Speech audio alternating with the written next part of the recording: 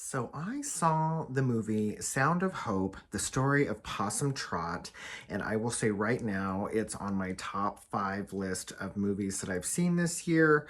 Oh my gosh, I cried like a baby, wet-faced, and it was just what I needed, just what I needed.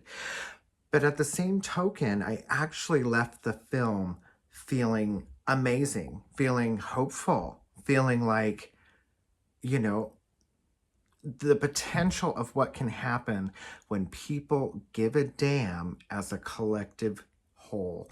It's just amazing. But it's also kind of like, why do we have some of the issues we have in society when they can easily be fixed if everybody cared? Please watch this film.